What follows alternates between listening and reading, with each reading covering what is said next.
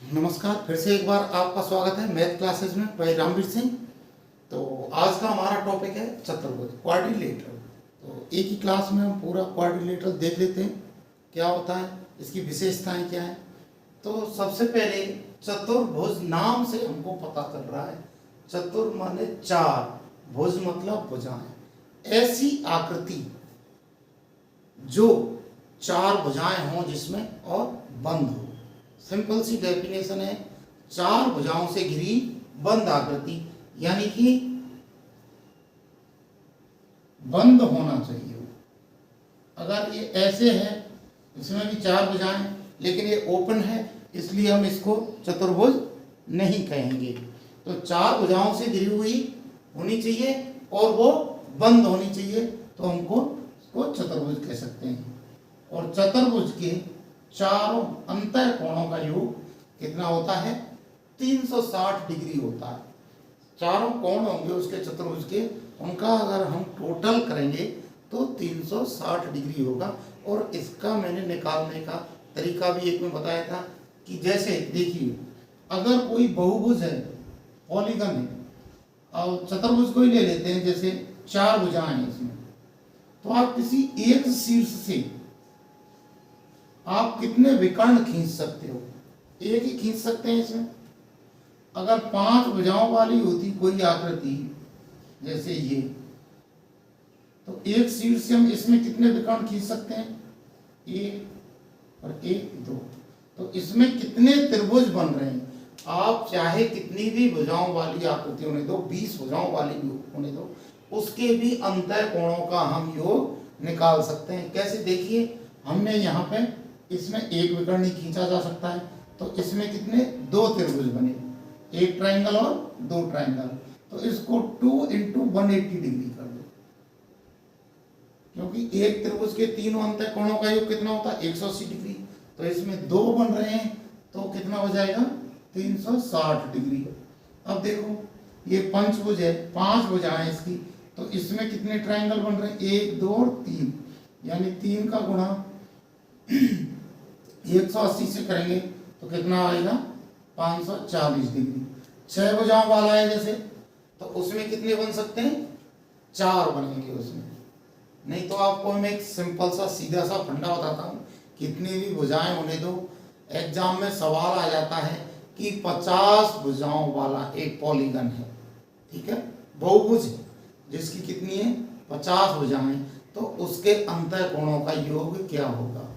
आप उसमें से सीधा 2 माइनस कर दीजिए, 48 में 180 का गुणा कर दो, और जो उत्तर आएगा वही उसके अंतर कोणों का योग होगा। जैसे चार भुजाएं, चार में से 2 माइनस किया, 2 आया, 2 का गुणा 180 किया, 360 आया। इसमें पांच भुजाएं, 5 में से 2 माइनस किया, 3 आया, 3 का गुणा 180 से किया, 540 डिग्री आया। छह भुजाओं वाला, 6 में से 2 माइनस किया, 4, 4 गुणा 180 किया तो 720 डिग्री आया। तो आप इस प्रकार अंतर कोणों का कितने डिग्री के होंगे टोटल सम उनका, वो निकाल सकते हो। और बाह्य कोण, बाह्य कोण जितने भी होंगे, चाहे वो कितनी भी भुजाओं वाला पॉलीगन होने दो, बहुभुज होने दो, उनका सभी का टोटल 360 डिग्री होता है। वो ना कम होता है ना ज्यादा होता है। त्रिभुज के बाह्य कोणों का योग 360, स्क्वायर हो 360, आयत हो 360, कुछ भी देने दो, बाह्य कोणों का योग कितना होगा? 360 डिग्री ही होगा। जितनी भी भुजाएं बढ़ती जाएंगी बहुभुज में, पॉलीगन में जितनी भी भुजाएं बढ़ती जाएंगी, प्रत्येक अंतर कोण का मान कम होता जाएगा, लेस होता जाएगा, ठीक है।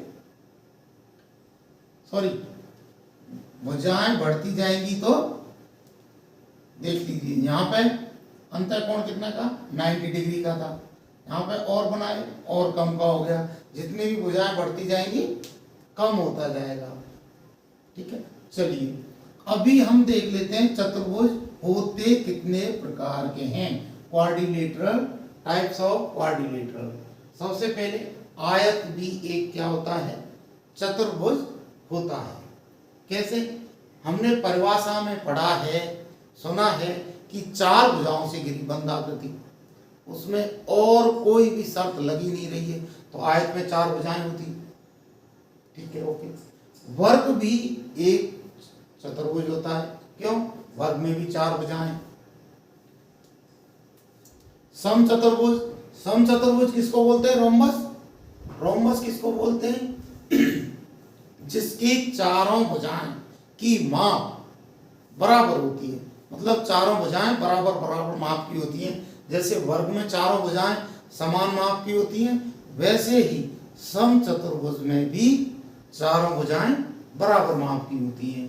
तो वर्ग एक समचतुर्भुज भी होता है, क्योंकि समचतुर्भुज की क्या परिभाषा है? चार भुजाओं से घिरी बंद आकृति है और जिसकी चारों भुजाएं समान हो। तो वर्ग में भी चारों भुजाएं समान हैं, ये इसकी कंडीशन को फुलफिल कर रहा है, इसलिए वर्ग भी एक समचतुर्भुज होता है। आगे समांतर चतुर्भुज, पैरेललोग्राम।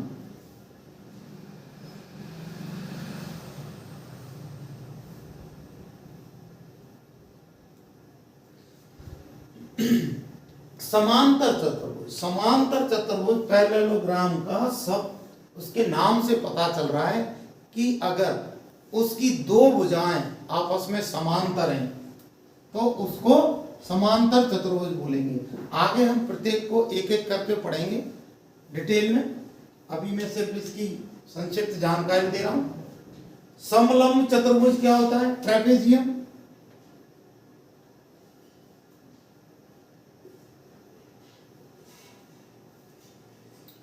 ट्रेपेजियम क्या होता है? उसमें ट्रेपेजियम क्या होता है? ट्रेपेजियम इस तरह से बनता है,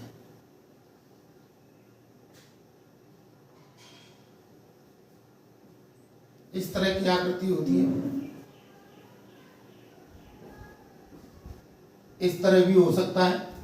ठीक है, इसको ट्रेपेजियम बोलते हैं। ट्रेपेजियम में दो भुजाएं समांतर होंगी और समांतर चतुर्भुज में उसकी चारों भुजाएं समांतर होंगी। चारों भुजाएं का मतलब, कहने का मतलब ये है, अगर हमने ये बनाया, ये भुजा इसके समांतर है और ये भुजा इसके समांतर है, तो इसको क्या बोलेंगे हम? पैरेललोग्राम या समांतर चतुर्भुज। अब एक हो गया पतंग। पतंग की आकृति किस प्रकार होती है? आपने देखा होगा, उसकी ऊपर वाली भुजाएं समान होती हैं दोनों, जितनी माप इसकी होती है उतनी इसकी होती है, और नीचे वाली भुजाएं होती हैं वो आपस में समान माप की होती हैं। तो पतंग ये है। आइए हम अब एक एक करके इनको देख लेते हैं। सबसे पहले आयत लेते हैं।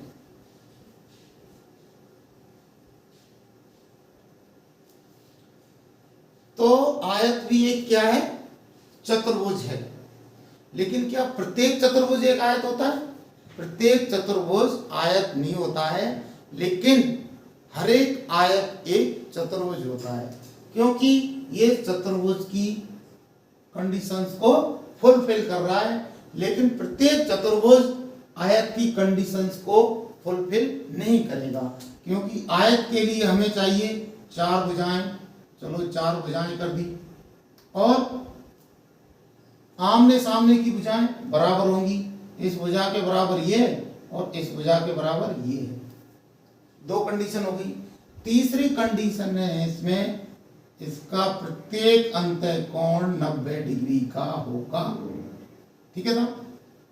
तो ये आयत की खास बात है। अगर हम इसके क्षेत्रफल की बात करें तो क्षेत्रफल होता है लंबाई इंटू चौड़ाई, L B. Area is equal to length into breadth होता है, लंबाई इंटू चौड़ाई कर लीजिए। अगर इसके हम परिमाप की बात करें या पेरीमीटर क्या होता है, देखो लंबाई भी उतनी है, ये वाली भुजा भी उतनी होगी जितनी ये होगी, ये वाली जितनी भुजा है ये उतनी होगी। अगर ये एल से लिख रहे हैं, ये बी से लिख रहे हैं, तो एल प्लस बी अगर टोटल कर दें और उसका डबल कर दें तो उसका वो परिमाप निकल करके आ जाता है। अब हम इसके अगर विकर्ण की बात करें तो इसमें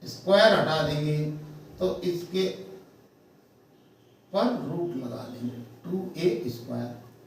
अब ये देखिए तो इसमें से a² तो बाहर आ जाएगा, इसका स्क्वायर रूट निकालेंगे तो अंदर बच जाएगा 2 और बाहर आ गया a।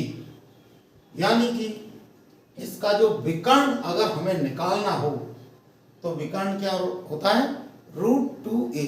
या a को पहले भी लिख सकते हैं, √2 को बाद में लिख सकते हैं, या √2 को पहले लिख के a को बाद में।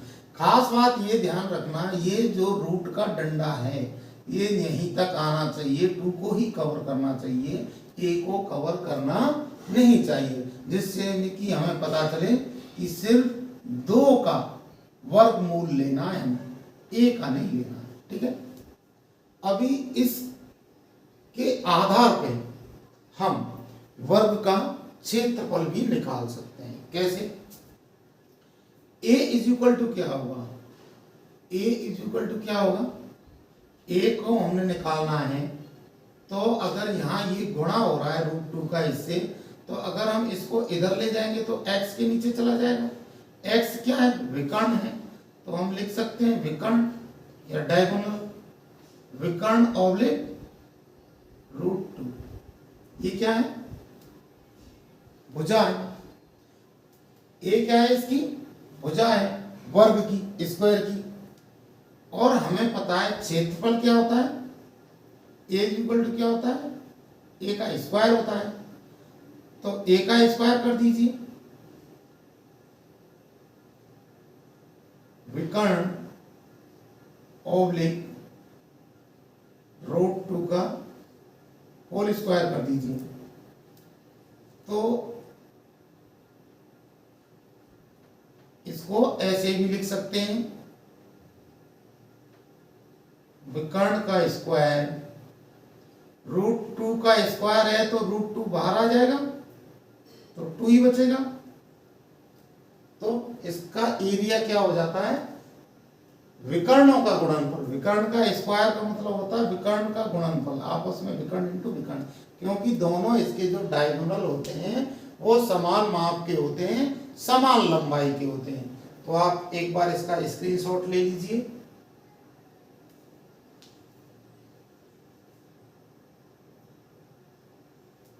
चलिए, अब मैंने वर्ग का बता दिया, आपको आयत का बता दिया, वर्ग का भी बता दिया, क्षेत्रफल नॉर्मल तरीके से भी बता दिया, और विकर्ण से कैसे निकालते हैं उसका एरिया वो भी बता दिया है, और भुजा का और विकर्ण का संबंध भी बता दिया है। a इक्वल टू विकर्ण ऑब्लिक √2 होता है। चलिए,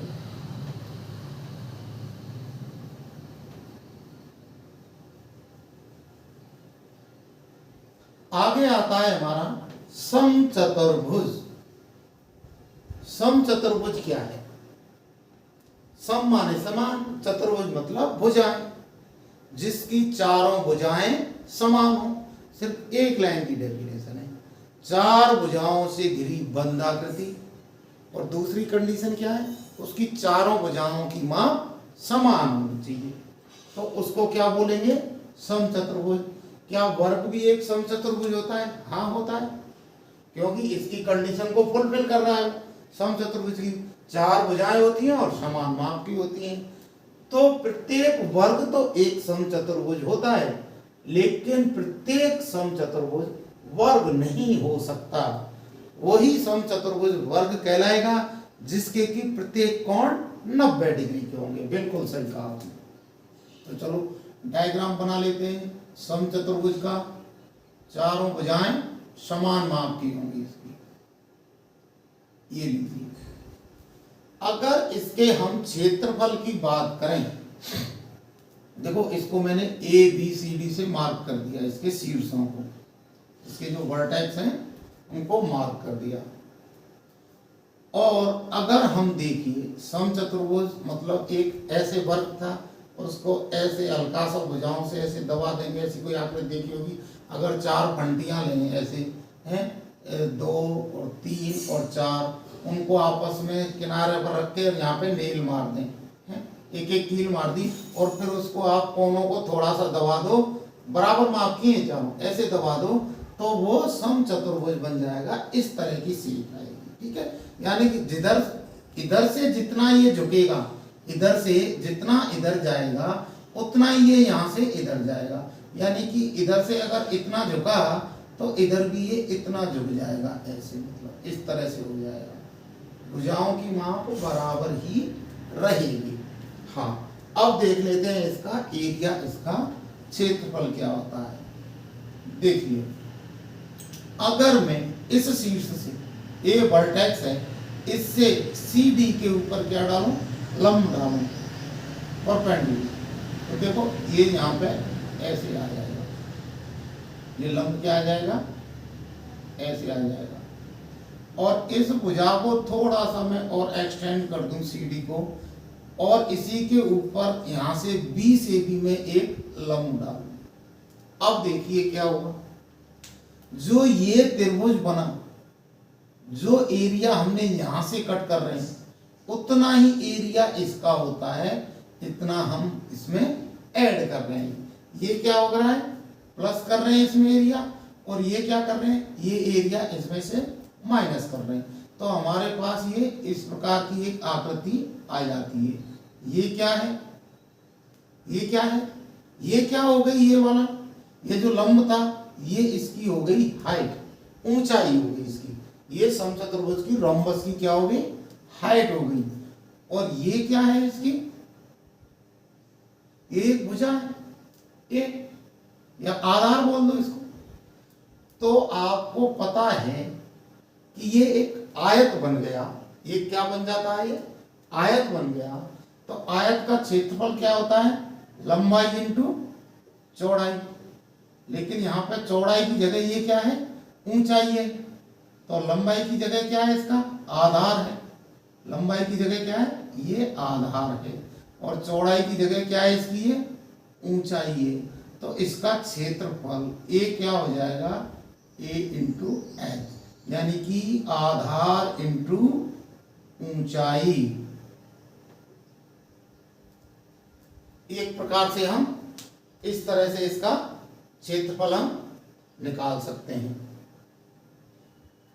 एक चीज याद रखो, समलंब चतुर्भुज को, ट्रेपेजियम को छोड़ करके, समलंब चतुर्भुज को ट्रेपेजियम को छोड़ करके आधार इंटू ऊंचाई के फॉर्मूले से हम आयत, वर्ग, समचतुर्भुज, समांतर चतुर्भुज और पतंग सभी का क्षेत्रफल हम निकाल सकते हैं।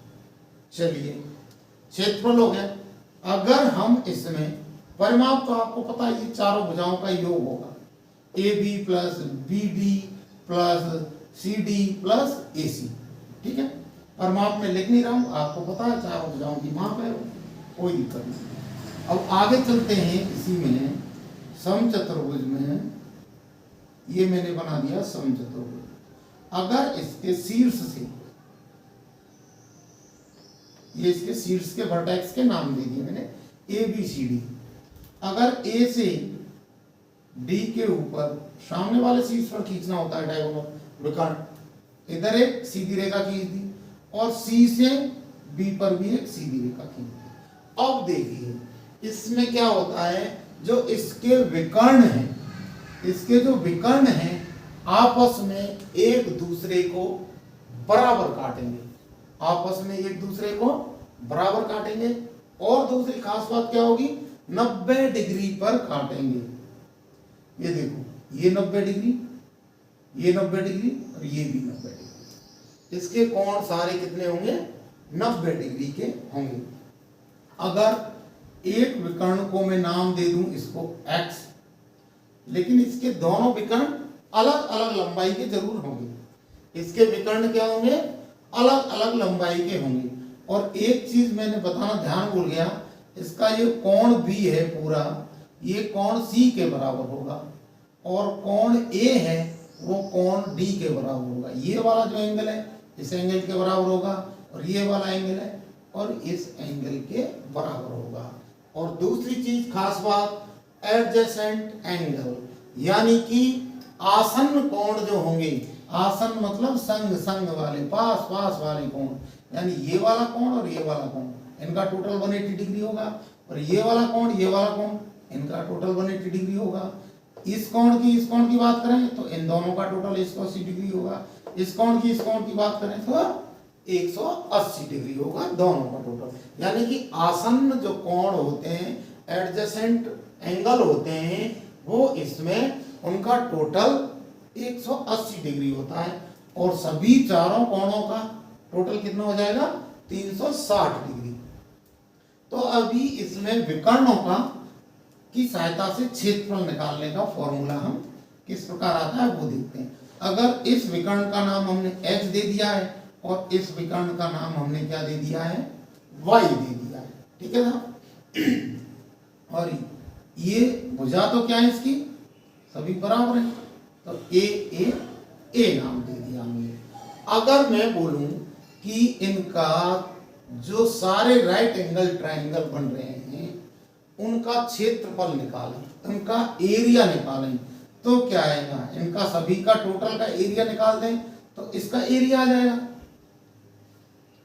अरे भाई 1 2 3 4 बन रहे हैं इसमें समकोण त्रिभुज।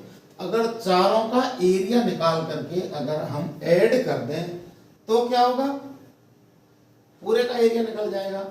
और मैं बोलूं कि इसी का सिर्फ एरिया निकाल लें, क्योंकि ये जो सारे हैं एक दूसरे के कॉन्ग्रुएंट हैं, यानी कि ये जो राइट एंगल ट्रायंगल बन रहे हैं वो कॉन्ग्रुएंट हैं। कैसे? देखिए,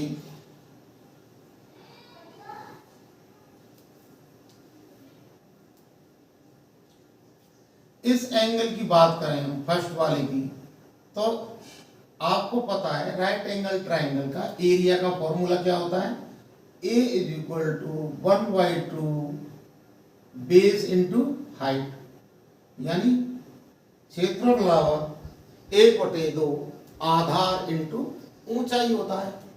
इसका निकालें हम जैसे, तो इसका क्या होगा? 1/2 एक नंबर का, मैं नंबरिंग कर देता हूं, 1 2 और 3 और 4, ठीक है ना, ये कर दिया। चलो एक नंबर का निकाल रहे हैं हम एरिया, तो 1/2 इसका आधार क्या है? x, और इसका ये क्या है? इसकी ऊंचाई क्या है? ऊंचाई को हमने नाम नहीं दिया है। अगर हम इनको दो भागों में बांटा है, x क्या है? a और b में डिवाइड है, ठीक है, लेकिन ये तो दोनों बराबर हैं, तो इसको a और a कर सकते हैं, ठीक है, a और a कर सकते हैं, a + a = x होगा, और y को b और b कर सकते हैं, ठीक है, b + b = क्या होगा? y होगा। तो अगर हम इसका एरिया निकालें तो क्या होगा? 1/2 आधार क्या है इसका? a है, सॉरी ये वाला भी a मैंने इससे कर दिया और वो वाले भी उससे भी कर दिया। चलो इसको b किया है, ये तो ठीक है, इसको c कर देते हैं, इसको c और ये भी c कर दिया। तो इसका आधार क्या है? c है, हाइट क्या है? b है, ठीक है। तो जब मैंने बताया था ये और ये दोनों कौन, क्योंकि ये तो इनका कॉमन है बेस, और इसकी जो हाइट है इसकी भी हाइट के बराबर है, ये वाली हाइट इसके हाइट के बराबर है। तो अगर height into 1/2 into C B कर रहे हैं तो उतना ही और जुड़ जाएगा, 1/CB। 1 और 2 का हो गया है। अगर 3 और 4 की बात करें, 3 और 4 में एरिया क्या होगा? ये देखो, इसकी क्या लिखी है? C आधार है, और हाइट कितनी है? B है, तो ये भी CB प्लस दूसरे क्या हाइट कितनी है? B, और ये आधार कितना है? C, तो ये भी 1/2 CB। अब ये देखो चारों का एरिया बराबर हो रहा है, ये कॉन्ग्रुएंट है। कैसे? देखो ये भुजा इसकी बराबर है इनमें दोनों में कॉमन है और इन दोनों में भी कॉमन है, तो एक दूसरे के बराबर। ठीक है, अब देखिए दूसरी, ये भुजा, ये भुजा, ये भुजा और ये भुजा चारों ट्रायंगल में आ रही है, तो ये भुजा भी आपस में बराबर है। तो अभी अगर इसको हम ऐड करें तो क्या आएगा, इसका चारों के क्षेत्रफल को हम अगर ऐड कर देते हैं तो a इज इक्वल टू क्या आ जाएगा, 1/2। इसमें से हम कॉमन ले लेते हैं, 1/2। CV भी कॉमन है। ठीक है, तो इसको 4 बार है तो 4 से मल्टीप्लाई कर दें, 4 इंटू क्या हो गया, CV। 4 इंटू क्या हो जाएगा, CV हो जाएगा। ठीक है, तो CV क्या चीज है, इसको कितना से 2 बार कट गया है, 2 times. A is equal to क्या हो गया, 2CV। C क्या है, C क्या है, C x/2 है। C क्या है, यहाँ पे साइड में लिख देता हूँ, C is equal to x/2 ही तो है, इसका आधा है। और B क्या है, B क्या है, y/2 है। तो अगर यहाँ हम वैल्यू पुट कर दें, A is equal to 2 into x/2 into y/2। ठीक है, तो अब देखिए एक 2 से एक 2 कट जाएगा और एक 2 बचा, और x और y क्या है हमारे, x और y तो विकर्ण है, x और y क्या है, विकर्ण है। तो a इज इक्वल टू क्या आएगा, x इंटू y/2, या इसको लिख सकते हैं 1/2 इंटू xy। यानी कि इसका जो विकर्णों के आधार पर हम जो क्षेत्रफल निकालते हैं वो क्या होगा, क्षेत्रफल या एरिया बराबर होगा 1/2 इंटू विकर्णों का गुणनफल।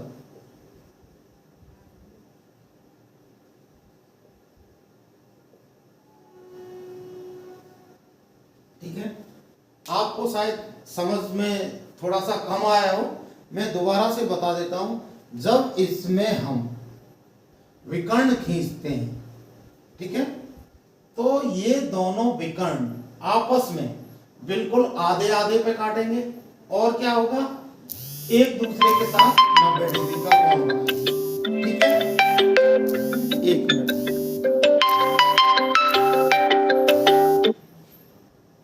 एक दूसरे के साथ 90 डिग्री का कोण बनाएंगे। तो इनकी भुजाओं का हमने किया, ये भुजा बराबर, ये भुजा बराबर, ये भुजा बराबर, ये भुजा बराबर। ठीक है, ये भुजा बराबर होगी, ये वाली भुजा और ये वाली भुजाएं बराबर है, ये वाली भुजा और ये वाली भुजा बराबर, ये दोनों में कॉमन है और ये इनमें भी कॉमन है। हमने पता है, हमने पढ़ा है साइड एंगल साइड। अगर किसी भी त्रिभुज की अगर दो भुजाएं बराबर हों, दो भुजाएं बराबर हो रही हैं और एक एंगल भी सेम हो सभी में, तो वो क्या होते हैं, एक दूसरे के कॉन्ग्रुएंट होते हैं। तो ये चारों कॉन्ग्रुएंट हैं, यानी कि सर्वांग सम हैं। अगर हम एक का क्षेत्रफल निकालें तो a बराबर क्या होता है, 1/2 हाइट इंटू बेस। ठीक है, तो इसको 4 से मल्टीप्लाई कर दो, 4 गुना कर दो। तो यहाँ पे हमने हाइट इंटू बेस क्या आ रहा था, इसका CV आ रहा था। तो CV क्या था, हर किसी में भी CV आ रहा है, तो इसको 4 बार मल्टीप्लाई किया। फिर इसको यहाँ पे हमने क्या किया है, x/2 है C तो, और B क्या है, y/2 है। B क्या है, आधा है ना उसका भाई पूरे का, तो आधा है, तो 2 से 2 कट गया था और आ गया था a क्या इक्वल टू xy/2, या इसको लिख सकते हैं 1/2 into x into y. x और y क्या है, विकर्ण है, यानी कि क्षेत्रफल बराबर 1/2 इंटू विकर्णों का गुणनफल। आप इसका स्क्रीनशॉट ले सकते हैं। चलिए अगला चलते हैं हम समांतर चतुर्भुज या पैरेललोग्राम। पैरेललोग्राम क्या होता है? समांतर, समान अंतर, यानी कि उसमें चार भुजाएं होती हैं चतुर्भुज में। पहली तो यह बात आपको क्लियर है, आमने सामने की भुजाएं एक दूसरे के क्या होती हैं? समांतर होती हैं। ठीक है साहब? तो आयत भी एक समांतर चतुर्भुज होता है और वर्ग भी एक समांतर चतुर्भुज होता है, क्योंकि सिर्फ इसमें क्या कंडीशन है? चार भुजाएं होनी चाहिए और आमने सामने की भुजाएं समांतर होनी चाहिए। तो आयत में भी चार होती है, वर्ग में भी चार होती है और समचतुर्भुज में भी चार होती है। तीनों में चार चार भुजाएं होती हैं और इन तीनों की भुजाएं, आमने सामने की भुजाएं क्या होती हैं? समांतर होती हैं। तो प्रत्येक आयत, प्रत्येक वर्ग और प्रत्येक समचतुर्भुज समांतर चतुर्भुज होता है, लेकिन प्रत्येक समांतर चतुर्भुज समचतुर्भुज या वर्ग या आयत नहीं हो सकता। चलिए हम डायग्राम बना लेते हैं समांतर चतुर्भुज का। ये हमने समांतर चतुर्भुज का डायग्राम बना दिया।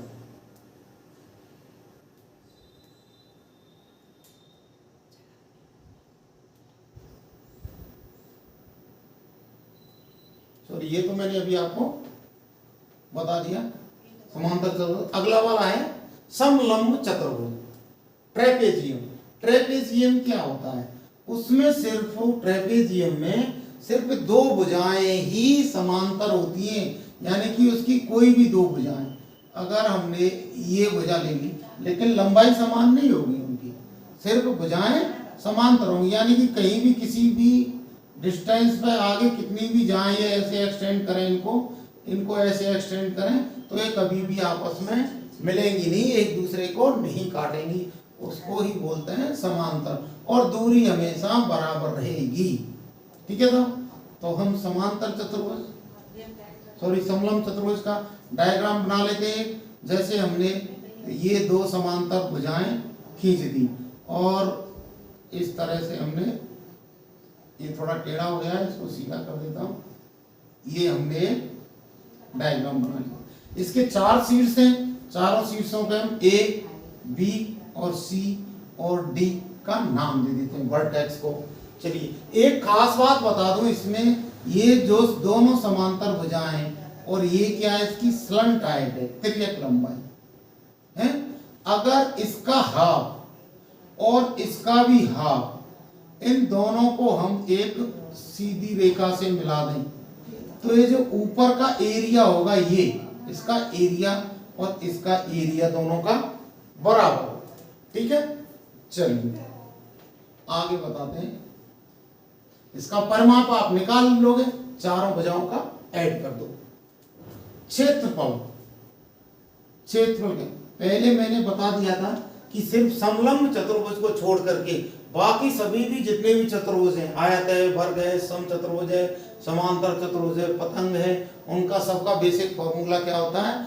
आधार इंटू ऊंचाई होता है। लेकिन इसमें ये फॉर्मूला आधार इंटू ऊंचाई का काम नहीं करेगा। इसके क्षेत्रफल का फॉर्मूला होता है 1/2 इंटू समांतर भुजाओं का योग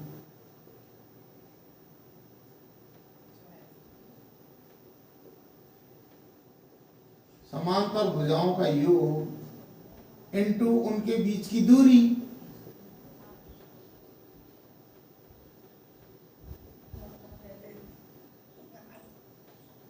लेकिन अब हम बात करेंगे कि यह फॉर्मूला आया कैसे, हम प्रूव करेंगे इसको। ठीक है, क्षेत्रफल 1/2 इंटू समांतर भुजाओं का योग। समांतर भुजाएं कौन कौन सी हैं?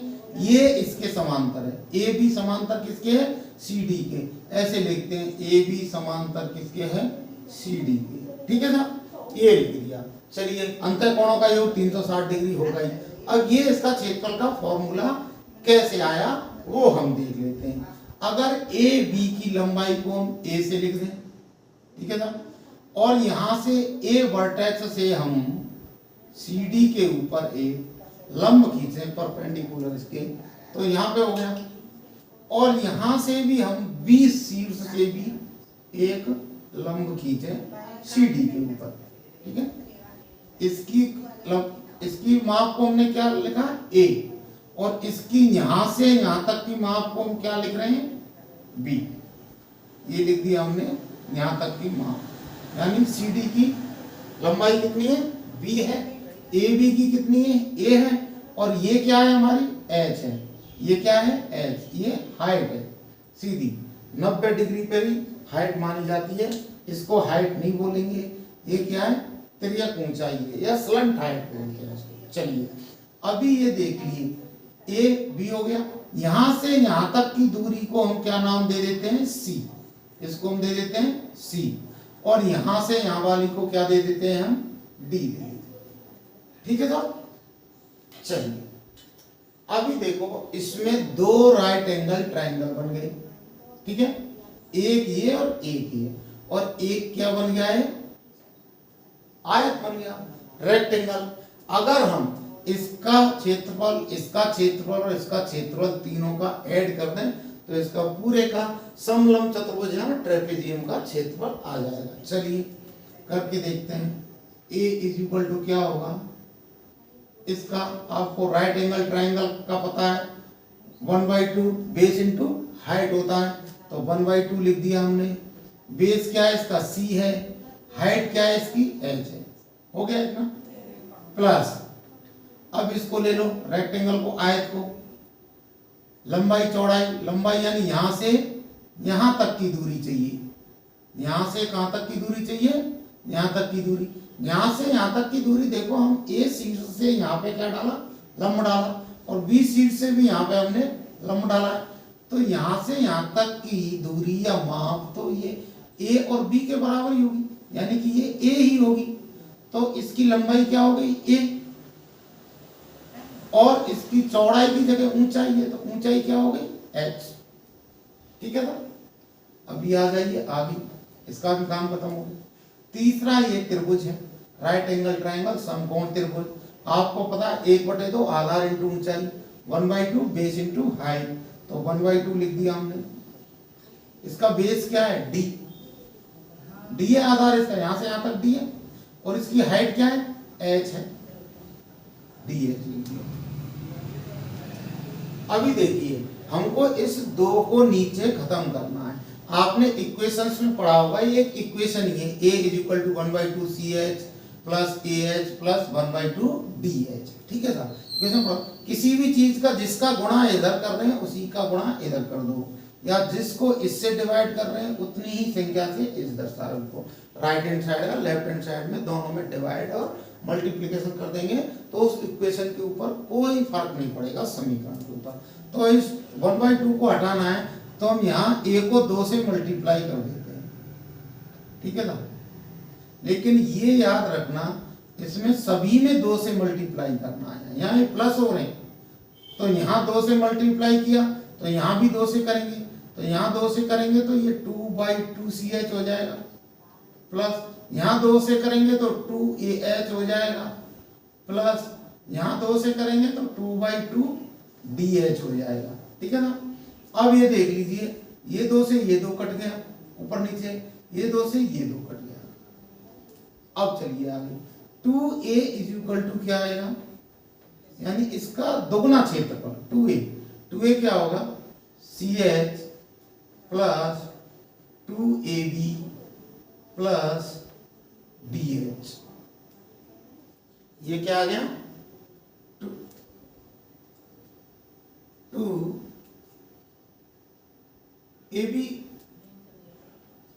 मैंने कहां से लिख दिया, नहीं ये ah था, सॉरी ये क्या था, ah था यहाँ पे, यहाँ 2 से मल्टीप्लाई 2ah, तो 2ah है यहाँ पे, कोई बात नहीं। अभी ये देख लीजिए, आगे सॉल्व करेंगे तो 2a, इसमें क्या कॉमन है, इसमें h कॉमन है, h को बाहर ले लो, h को बाहर ले लिया, इसमें क्या बचा c, प्लस इसमें क्या बचा, h को कॉमन ले लिया, बाहर कर दिया, h को काट दो तो 2h बचा, 2h। ठीक है, प्लस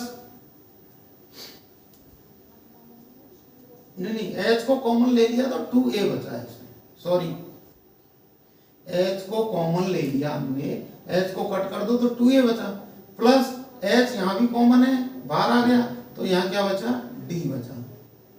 आगे करिए, 2a इज इक्वल टू क्या होगा, एच। अब ये देखिए, इसको 2a को ऐसे लिख सकते हैं क्या, a प्लस ए लिख सकते हैं ना, 2a, तो इसको लिख दो c plus a plus a plus d। आप एक चीज देखिए, c plus a plus d बराबर कितना है, b। यहां से यहां तक की लंबाई b है, यहां से यहां तक c है, यहां से यहां तक a है और यहां से यहां तक d है। तो a plus c plus d बराबर कितना है, b है। तो a plus c plus d बराबर क्या हो गया, a plus c plus d, a plus c plus d बराबर क्या आ रहा है, b के। ठीक है, तो इसकी जगह b लिख दें, तो 2a बराबर क्या हो जाएगा, h, और अंदर क्या बचा, अंदर क्या बचा, इस a plus C plus D को तो क्या बोला हमने, b बोला, तो b plus a, b plus a क्या है, समांतर भुजाएं। इसको मैं यहाँ पे ऊपर ले लेता हूँ, इनको मिटा देता हूँ जो जो टॉपिक हो गए, ठीक है, इसको यहाँ पे लिख देता हूँ। चलिए इसको यहाँ पे उतार देता हूँ, 2a इज इक्वल टू क्या आया हमारा, h b प्लस a। अच्छा, अब सिर्फ हमें तो क्या निकालना है, ये तो दुगना एरिया है, दो का मल्टीपल, हमें a निकालना है, इसको दो को वहां ले जाओ, तो h b plus a upon क्या हो जाएगा, 2 हो जाएगा। a is equal to h, b plus a क्या है, b प्लस a क्या है, b प्लस a बोल दो या a प्लस b बोल दो, यानी कि ये और यहां से यहां तक ये तो समांतर भुजाएं, तो इसको हम क्या लिख सकते हैं, समांतर भुजाओं का योग, समांतर मल्टीप्लाई हो रहा है, तो इनटू b प्लस a को क्या बोलते हैं, समांतर भुजाओं का योग बटे 2 है। अगर हम इसको ऐसे भी लिख सकते हैं, 2 को बाहर ले लो तो 1 बटे 2 इंटू समांतर भुजाओं का योग लिख दो, समांतर भुजाओं का योग, और h को हम पीछे लिखते हैं, h क्या है, h तो उनके बीच की दूरी है, तो h लिख दो या इंटू दूरी हो, तो ये फॉर्मूला इस प्रकार बाहर आया है। ठीक है, उम्मीद है आपको समझ में आ गया होगा। अभी स्क्रीनशॉट ले लीजिए आप एक बार। अभी मैं पतंग का बता देता हूँ, लास्ट है, 5 मिनट में पतंग को खत्म कर देंगे।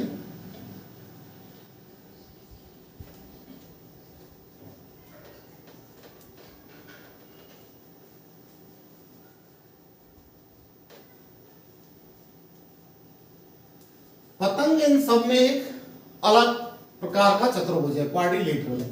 कैसे, ये देखिए, इसमें जो आसन्न भुजाएं होती हैं, इसकी क्या है, जो आसन्न भुजाएं, इधर बना देता हूं या डायग्राम इधर बना देता हूं, समझा इधर दूंगा। जो आसन्न भुजाएं होती हैं वो क्या होती हैं, बराबर माप की होती हैं आसन्न भुजाएं, यानी कि ये भुजा इस भुजा के बराबर माप की होगी और ये भुजा इस भुजा के माप की होगी। ये वाला जो एंगल है इस वाले एंगल के बराबर होगा और ये वाला जो एंगल है ये इस वाले एंगल के बराबर होगा। पर माप तो आप ए बी सी और डी, ये चारों शीट्स बना दिए और वर्टेक्स बना दिए। पर माप तो आप A C plus C D plus D B plus B A निकाल लोगे। हम मेन बात करते हैं इसके क्षेत्रफल की। तो सबसे पहले अगर इसमें विकर्ण खींचे तो ऐसे होगा, इस शीट से इस पर एक विकर्ण खींचा तो हमने ऐसे, आपको देखने से ही पता चल रहा है कि ये 90 डिग्री का कोण बना रहे हैं आपस में जहां भी हो रहे। चलिए अब हम बात देखिए, ये जो एंगल बना है राइट एंगल ट्रायंगल, इस राइट एंगल ट्रायंगल के कॉन्ग्रुएंट होगा। अगर हम इसको यहाँ से ऐसे काट दें, इसको अलग अलग करके और इसको ऐसे करें तो ये पूरी तरह से ढक लेगा, और इसको काट करके अगर ऐसे रख दें तो ये भी एक पूरी तरह से ढक लेगा। चलिए अभी अगर इसका इसको हम x मान लें, इस विकर्ण को पूरे को, ठीक है, और इस विकर्ण को क्या मान लें हम, y मान लें, ठीक है साहब, मान लिया हमने। तो इसका क्षेत्रफल निकालते हैं, चलो। तो इसमें क्या बन रहे हैं, 4 राइट एंगल ट्राइंगल बन रहे हैं। ये इसके कॉन्ग्रुएंट है और ये इसके कॉन्ग्रुएंट है। अगर यहां से यहां की दूरी को हम a मान लें, यहां से यहां तक की, यहां से यहां तक को क्या मान लें, b मान लें, यहां से यहां तक इस विकर्ण की दूरी को c मान लें, और यहां से यहां तक की दूरी को क्या मान लें, d मान लें। तो अभी अगर हम रखें इसमें इसका क्षेत्रफल प्रत्येक का 1, 2 और 3 और 4 इनका रख के देखते हैं, ठीक है। तो पहले वाले का रखेंगे तो आपको पता है राइट एंगल ट्रायंगल का क्या होता है, 1/2 आधार इंटू ऊंचाई, इसके क्षेत्रफल का फॉर्मूला होता है। तो सभी में यही फॉर्मूला लगेगा, चारों का टोटल कर लेंगे तो इसका पूरे का पतंग का क्षेत्रफल निकल के आ जाएगा। चलिए 1/2 लिख दिया, इंटू आधार क्या है इसका b, हाइट क्या है x, तो 1/2 bx, प्लस दूसरे का 1/2 लिख दिया हमने, आधार क्या है a, हाइट क्या है x, तो 1/2 ax हो गया, प्लस तीसरे का क्या है ये वाला, आधार क्या है y, हाइट क्या है d, तो 1/2 yd, चौथे का आधार a, हाइट क्या है d, तो 1/2 इंटू ए डी, ठीक है। चलिए आगे सॉल्व करते हैं हम इसको। क्षेत्रफल बराबर क्या होगा, 1/2 सभी में कॉमन है, ठीक है, 1/2 क्या है, सभी में कॉमन है। इसमें कॉमन क्या है, इसमें bx और ax में, bx और ax में क्या कॉमन है, x कॉमन है, तो बचा क्या है इसके अंदर b प्लस a, ये लिख दिया हमने, प्लस इसमें yd, और ये 1/2 तो हमने सब में से कॉमन ले लिया, फिर अलग से हम दो में से क्या लिया, x कॉमन लिया, और इन दो में से हम क्या कॉमन लेंगे, d कॉमन लेंगे, क्योंकि d दोनों में है, d यहां बचा क्या, y प्लस a। चलिए ब्रैकेट क्लोज कर दो। क्षेत्रफल बराबर क्या होगा, 1/2 हमने कॉमन लिया था, इसको देखो b प्लस a और x, एक मिनट रुक जाइए, कहीं कुछ गड़बड़ हो गई है कॉमन। पहला वाला देख लेते हैं, 1/2 b इंटू एक्स, दूसरा 1/2 a इंटू एक्स, ठीक है, तीसरा वाला 1/2 y इंटू, हाँ y लिख दिया हमने, ये y नहीं लिखना था हमने, तो y तो ये पूरा विकर्ण है, b लिखना था, यहाँ b लिखना था, b इंटू d हो गया, और चौथा वाला 1/2 a इंटू d हो गया। ओके, यहाँ y की जगह क्या हो गया, b हो गया है, ठीक है। तो अब ये देखिए, इस प्रकार का जब आता है तो हम ऐसे लिख सकते हैं इसको, x प्लस d और b प्लस a, इस तरह से लिख सकते हैं, x प्लस d और b प्लस, इसमें भी मैंने x कर दिया था, यहां भी गड़बड़ कर दी, b इंटू सी करना चाहिए था, क्योंकि x तो ये पूरा है, हमने तो यहां तक की लंबाई लेनी थी, सॉरी, c, यहां भी c, दोबारा से बता दूंगा, कोई कंफ्यूजन नहीं। देखिए 1/2 आधार इंटू ऊंचाई, पहले वाले का आधार क्या है इसका b, ऊंचाई क्या है इसकी c, ठीक है, पहले वाले का। दूसरे वाले का 1/2 आधार क्या है इसका a, ऊंचाई क्या है यहां से यहां तक की c है, x तो ये पूरे की है, ठीक है। तीसरे वाले का लेते हैं 1/2 आधार क्या है, यहां से यहां तक की लंबाई ए है, तीसरा वाला। हाँ मैंने तीसरा चौथा पहले आगे पीछे कर दिया, बी डी या ए डी कर दो, चलो ये इसका ले लिया, इसकी जगह रख दिया मैंने, 3 यहाँ दे देता हूँ, 4 यहाँ कर देता हूँ, थोड़ा सा गड़बड़ ज़्यादा ही हो गया। चलो तीसरे वाले का यहाँ किया, आधार क्या था इसका बी, ये यहाँ से यहाँ तक की लंबाई, और ये क्या थी इसकी ऊंचाई थी डी, डी डी, ठीक है। सी यहाँ से यहाँ तक की थी और डी यहाँ से यहाँ तक की, तो ये डी लिख दिया। अब चौथे वाले का 1/2 आधार क्या है ए, यहाँ से यहाँ तक की, और डी क्या है यहाँ से यहाँ तक की है। चलो इसमें कॉमन क्या लिया हमने, सी कॉमन लिया, तो यहाँ क्या बचा बी प्लस ए। इसमें क्या कॉमन लिया डी, तो इसमें ही बचा बी प्लस ए। तो इसको ऐसे लिख सकते हैं सी प्लस डी और बी प्लस ए, इस तरह से। तो क्षेत्रफल बराबर क्या हो गया, सी प्लस डी क्या है यहाँ पे, ये देखो सी प्लस डी क्या है, यहां से यहां तक सी और यहां से यहां तक क्या है डी, ये तो x है, x इज इक्वल टू क्या है सी प्लस डी, और y इज इक्वल टू क्या है, ये पूरी लंबाई है y। तो a यहां से यहां तक और b यहां से यहां तक, a प्लस b करेंगे तो क्या हो जाएगा y हो जाएगा। तो इनकी जगह c प्लस डी की जगह क्या लिखते हैं x, और b प्लस या a प्लस बी की जगह क्या लिखते हैं y। ये क्या है दोनों x और y, ये तो विकर्ण है। तो इसका क्षेत्रफल का फॉर्मूला क्या है, क्षेत्रफल इज इक्वल टू 1/2 xy, या कहीं कहीं ऐसे भी लिखा रहता है a is equal to 1/2 d1 into d2, यानी डायगोनल 1 डायगोनल 2, विकर्ण 1 और विकर्ण 2, दोनों विकर्णों का गुणनफल, ठीक है। तो ये आपका पतंग का क्षेत्रफल निकालने का फॉर्मूला है। तो इसका आप एक बार स्क्रीनशॉट ले लीजिए।